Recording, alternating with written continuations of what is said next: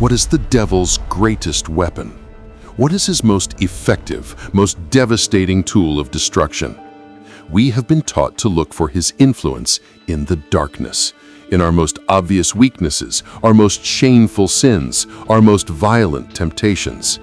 We build our walls high to guard against the things we know are evil. But what if I told you that the devil's greatest weapon isn't your weakness, but your strength? What if his favorite disguise is not the face of a monster, but the mask of a virtue? What if the things you are most proud of in your spiritual life have been secretly hijacked? Today, we are going to expose the most dangerous, most subtle, and most effective strategy in the enemy's entire playbook. This is the art of the counterfeit virtue, the sin that wears the clothes of righteousness. It is a disguise so perfect that the person wearing the mask is often the last to know. And by the end of this video, I am going to give you a simple, powerful, biblical test to instantly tell the difference between a true virtue from God and the devil's favorite disguise. Before we expose the disguises, you have to understand why this tactic is so brilliant. Why is this his favorite? Because it is the perfect spiritual crime. First, it bypasses all of our defenses. We spend our lives building walls to protect against lust, greed, and obvious anger. But who builds a wall to protect against becoming too zealous? Who guards against being too disciplined or too prudent? When a temptation comes disguised as a good habit, our gates are wide open. We welcome it in, believing we are serving God. Second, it leads to the deadliest sin of all, pride. When you conquer a weakness, you feel humbled and grateful for God's grace. But when you excel at what you believe is a virtue, it's easy to feel superior. You start looking down on others who aren't as committed as you are. This tactic doesn't just lead you into sin, it convinces you that you are more righteous while you are doing it. It is a strategy of pure, intelligent, and calculated evil. And to show you how it works, we need to tell some stories. Stories that might feel uncomfortably familiar. This is Daniel. Daniel loves God and he is passionate about the truth. His spiritual gift, he believes, is zeal. He sees the world drifting further from the light and he feels a holy fire in his gut to fight back, to defend the faith against a world that seems to be falling apart. He takes his zeal online. He joins debates. He calls out pastors he believes are too soft. He corrects strangers in comment sections. In his mind, he is a warrior for Christ, a digital prophet. He feels the adrenaline rush of righteousness with every post. He tells himself he is offering a service to God by exposing error. But then we see the fruit of his zeal. We see a message from a friend, someone he was trying to bring to the faith, that reads, "Daniel, I can't talk about this with you anymore. All I feel from you is anger and judgment." We see a family member quietly unfriend him after a public argument. We see the people in the comment sections, not convinced, but hurt, alienated, and pushed further away from a God who, through Daniel, looks like an angry tyrant. Daniel's zeal was real. His intentions were good, but his virtue was hijacked. It was twisted from a holy passion for God's truth into a cruel, self-righteous anger that tore people down instead of building them up. It was no longer the zeal of Christ. It was cruelty, wearing the mask of devotion. This is Mark.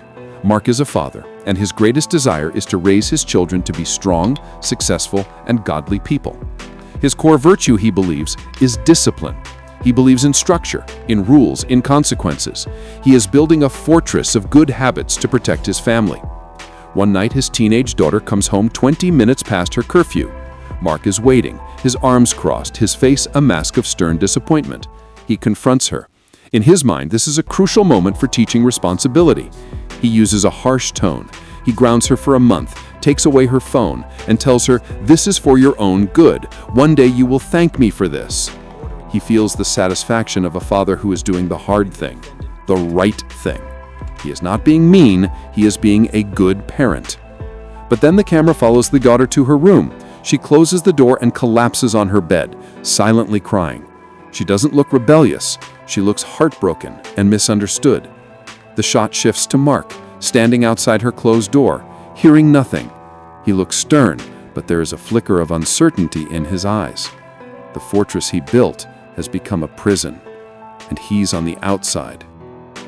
Mark's desire for his daughter's well-being was pure, but his virtue was hijacked. It was twisted from a loving desire for discipline into a harsh, rigid need for control.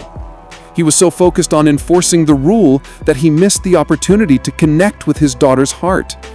He won the battle of the curfew, but he was losing the war for their relationship. It was no longer the discipline of a loving father. It was harshness, wearing the mask of good parenting. This is Sarah. Sarah has worked hard for everything she has. After years of financial struggle, she is finally stable. Her core virtue, she believes, is prudence. She is a good steward of her money. She doesn't waste it, she tracks every penny, and she is building a secure future for herself. One day, she's on the phone. A family member is asking for a small loan to fix their car.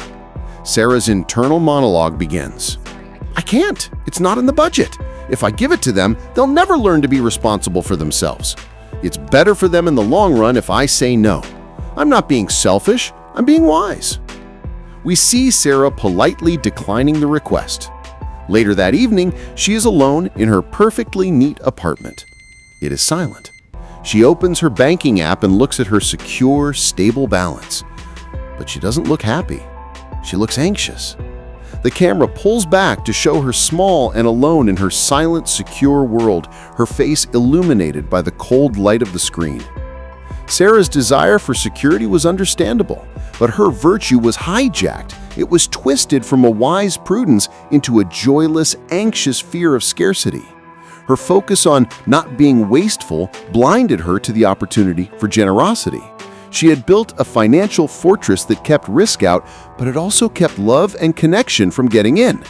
It was no longer the prudence of a good steward, it was anxiety, wearing the mask of wisdom. Daniel, Mark, Sarah. 3 good people with good intentions, all led into a place of isolation, cruelty, and fear by the very virtues they were most proud of. So how do we know? If the disguise is so perfect, how do we spot the counterfeit? The Bible gives us a simple, powerful, and foolproof test. You don't look at the mask, you look at what's growing on the branches. You must become a fruit inspector. In his letter to the Galatians, the Apostle Paul gives us a divine checklist. He says, the fruit of the Spirit is love, joy, peace, forbearance, kindness, goodness, faithfulness, gentleness, and self-control. This is the litmus test. A true virtue, one that is genuinely from God and guided by His Spirit, will always, over time, produce this fruit in your life and in the lives of those around you. But a counterfeit virtue, a disguise from the enemy, will always produce its own rotten fruit: pride, anxiety, fear, judgment, condemnation, division, and isolation. Let's look back at our stories. Daniel's zeal didn't produce love and gentleness, it produced division and condemnation. The fruit was rotten. Mark's discipline didn't produce peace and self-control in his daughter, it produced fear and isolation. The fruit was rotten. Sarah's prudence didn't produce joy and goodness, it produced anxiety and a lack of kindness. The fruit was rotten. This is the secret that disarms the enemy's favorite disguise. You have to stop judging your actions by their label and start judging them by their fruit. Take a moment, right now, and think about the good habits you are most proud of. Your discipline, your passion for truth, your caution, your commitment. Now, look at the branches. What fruit is really growing there? Does it lead to more love, more joy, more peace in your life and in the lives of those you touch? Or does it lead to more pride, more anxiety, more distance, more fear? Be an honest inspector, because the enemy's greatest power lies in deception. And the moment you can spot his disguise, the mask comes off and his power is broken. You are no longer a pawn in his game. You are a wise soul armed with the light of discernment, able to distinguish the work of the master from the cheap imitation of the enemy. And that is a freedom that changes everything.